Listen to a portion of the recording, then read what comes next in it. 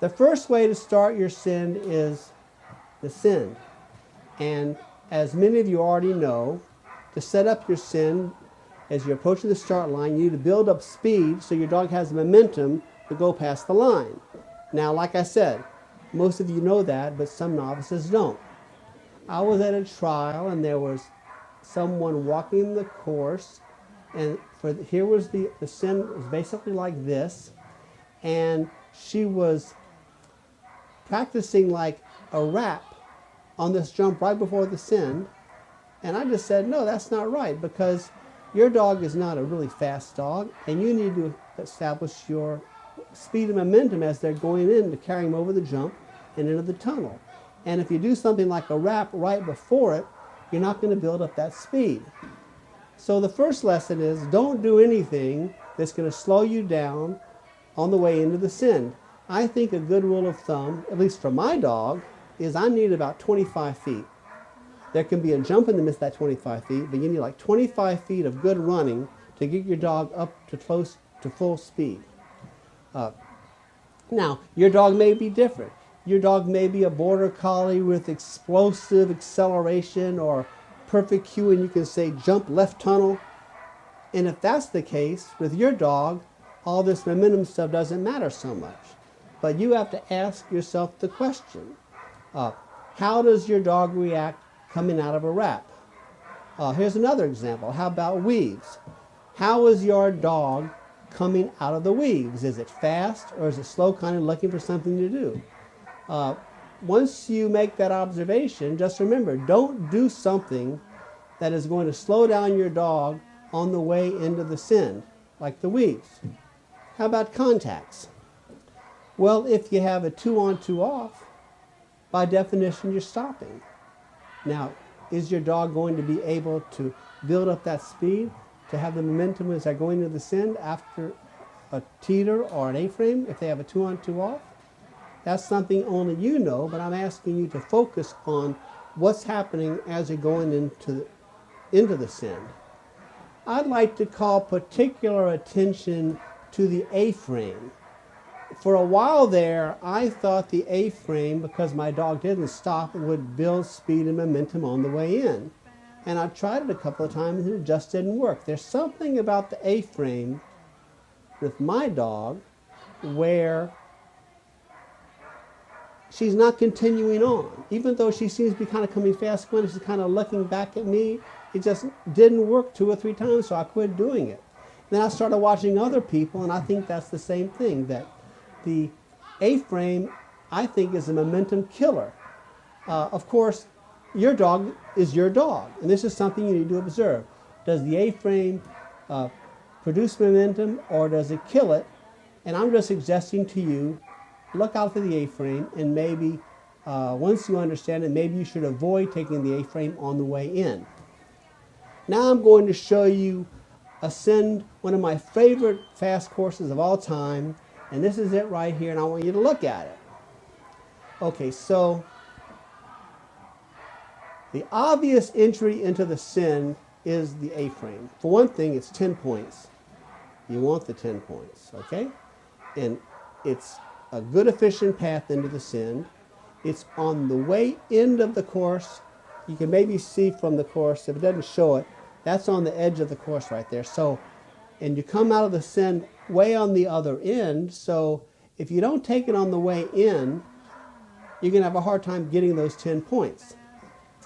So I'm going to leave this to you for about 10 seconds, and maybe you should even pause this video, and you should think about what you would do, and I'll ask you 2 questions. What is the obvious way to do it?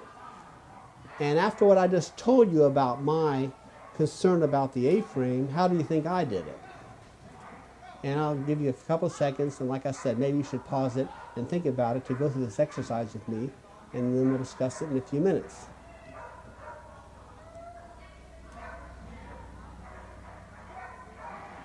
Okay.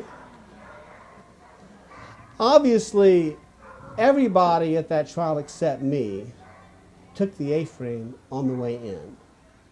And some did well with it, and some did not do well with it. I did not want to take the A-frame into the send. It was only like about 12 feet from the end of the dog walk into the send. And I knew that I would never get her up to speed. This was a very interesting send because you had to create the momentum not to the first obstacle, but beyond the first jump, because you need to get them going fast over that jump so they don't make the quick turn into the weaves. You want them to go fast over that so the momentum is pulling them out. So they're bypassing the weaves and they're going into the tunnel. So you needed some speed there. So I wanted the 10 points, but I didn't want to go that direction. So what I did was I took the teeter and then that jump, and maybe it was kind of some slow, awkward handling. I took her up the A-frame away from the send. And when she got beyond the A-frame, I did a wrap on the flat, and we had 25 feet to build up speed, and she took the jump and she went far out and she turned into the tunnel, and we cued. I don't think we got first. I think we got second or third. It's hard to beat the Border Collies. Now, the one thing I want to point out to you here is that I was very willing to give up 3 or 4 seconds to make sure I had the proper momentum to get into that ascent to successfully complete it. And I think your first priority should always be to set yourself up for the ascent when you're doing fast. Some people say, well, I don't want to take that extra time. I want to be efficient. I need that time to get my points. And I'm going to tell you, don't worry about that. There's plenty of time to get the points to qualifying fast, even if you spend 3 or 4 extra seconds setting up your send. If you don't get the send, you don't cue. And I think in most cases, for most dogs, you're going to be able to get the points even if you give them those 3 or 4 seconds setting up your send. If you are so concerned that your dog is slow that you're not going to be able to get those points, I think your dog would then very possibly be too slow to establish the momentum you need going into the trial. The slowness that they can't get the points is the same slowness that is not going to allow them to get the momentum to be successful at getting into the send. So you wouldn't cue it anyway. So if you have a moderately fast dog, don't worry about the points. There is plenty of time to get them, and spend time to make sure you have the necessary speed and momentum as you go into the send. Now let's talk about what happened to the people that did it the obvious way.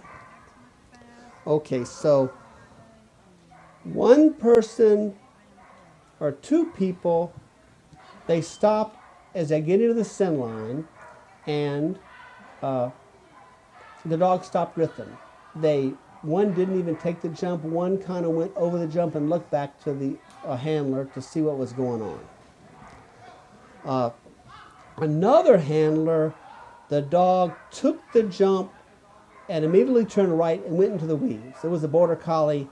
It liked the weaves, but by stopping. Now, you see, one thing about the A-frame that I hadn't discussed yet is that the A-frame is an obstacle whereby people can often get to the end of it before their dog gets a chance to catch up with your dog. And people like to get to the end of the A-frame so they can babysit the contact. But then the handler is like only 10 or 12 feet away from the send line, which is not enough time to build up any kind of momentum. Not only that, it means that because they're moving forward, the motion to get their dog to move forward, that they're getting to the send line alongside their dog, and their dog doesn't have a chance to get ahead of them. So they're moving forward, they get to the send line, and they're saying go with their arm motion to get their dog to go out. But while they're giving their send cues, they're stopped, which is bad. Because, well, my whole philosophy about agility in general is that when you cue, and you need to cue big, you need to cue more, and what that means is you need to have multiple cues working in favor of what they want the dog to do with nothing inconsistent. So the consistency is they're saying go and going like this, shoulders are pointed forward and all that, but they're stopped, and that's a motion cue. And it's the strongest cue, and it's inconsistent with what they want the dog to do. So a lot of dogs, if you're alongside them, they see you stopped, and no matter what else you do, that's going to be the greatest influence on what they're doing. Now, there are two things from a handling standpoint that are happening there. Okay, one is you're stopped, and that's the strongest cue motion, so the dog stopped. That's one thing that happened. The other thing is an inadvertent cue. You see there's an advanced cueing technique, a collection turning cue called decel or deceleration. I don't really teach advanced techniques, but I do them with my new dog. But what this says is that as you're approaching a jump and you're pretty sure your dog is going to take the jump, if you slow down significantly or stop, that's going to cue the dog to take the jump and turn the direction you're in. It's called decel. So if you're running forward toward the line and you stop and you're next to the dog, that is an inadvertent decel cue. And that's what happened with that woman whose dog turned and took the weaves. She decelled. Maybe she didn't mean to be doing that, but the dog took the jump and immediately took a sharp turn to the right into the weaves. Okay, so ideally, what you want to happen is that you want the dog to be ahead of you as you approach the send line, so you're giving your send cues before you're stopping. So everything you're doing when you're giving your send cues is consistent, the motion along with the arms and the vocal cue. And the only way to do this is to start your send cueing well before you get to the send line. I'm talking like 10 or 15 feet out, you need to start saying go or jump, and with your arm motion. So at that point, those cues are consistent with your motion, and hopefully your dog will go ahead of you at that point, and when you do stop or turn away, your dog is then focusing and locked on to where it's going, and it's not paying so much attention to your stopping. So here's a little chart that kind of says what I'm saying. It says cue here, not here. Cue well before you get to the send line, and hopefully your dog is ahead of you so it doesn't see you so much when you stop. By the way, I don't want you to stop. I want you to turn and keep running to the side, because motion begats motion and stopping begats stopping. So it's better to keep moving, even if you're not going in the exact correct direction for your cueing. Motion encourages or cues motion. And the truth is, in most cases, after they're going out, they're going to kind of, in the sin, they're going to kind of turn one way or the other. So the fact you're going in that direction, they have the momentum to get them where you want to, and then your motion is only going to cue them to continue after they do the first thing in the send. Okay, so that's it for our discussion of momentum in the send into the send.